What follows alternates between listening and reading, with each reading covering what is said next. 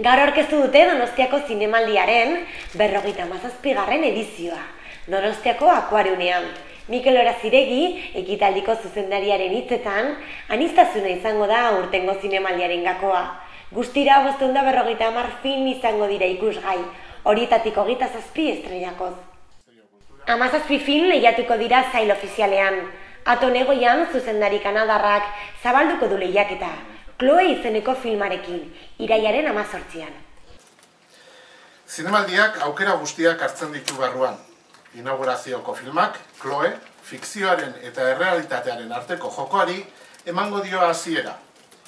Eta jolas horrekin jarraituko dugu sail ofizial osoa. Aton Egoian, zuzendari ospetsuak, ateak irekiko dizkie hainbat zuzendari ezaguni.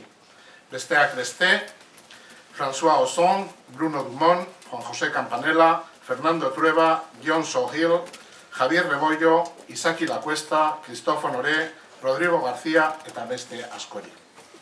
Guztiek talentuaz, irudimenaz eta pasioaz baliatuta. Laurent Cantent zuzendari frantsesa izango da epaimai ofizialeko burua. Cantent iaz Donostiako Zinemaldian Entre les Murs filma aurkeztu zuen, Cannesko 61. Zinemaldian Urrezko Palma jaso zuena. Aurten Euskal Zineak sail berezi bat edukiko du, Zinemira saila. Aurten baitare Euskal Zineari eta Euskadin egiten den zineari aldatuko dugu hain arte eman zaion tratamentua Zinemaldian. Sortu dugu sail berri bat, Zinemira izenean, emango duena berri hemen egiten den zineari buruz.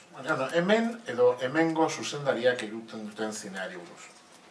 Oain arte, Euskal Zinearen jardunaldian ematen zen sari Amalur saria, ematen zen Ibaia saria, eta danok batera erabaki dugu biltzea sari bakar batean. Eta aurten sari hori Zinemira saria, alegina, izango da Imanol Uriberentzat, 25 urte betetzen direnean La Muerte de Mikel pelikula egin zunetik. Euskarak ere bere tokia izango du aurtengo Zinemaldian.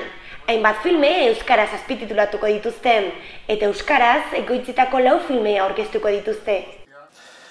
Zinemiran barnean 3 pelikula edukiko ditugu aurten, 4 pelikula barkatu edukiko ditugu aurten euskaraz ekoiztuak iaz bat bakarra geneukagun, hori produzion kontua da, baina aurten ikusgai egongo dira Sukalde kontuak, Ander, Zuzendu Mesedez eta Itsasoaren alaba.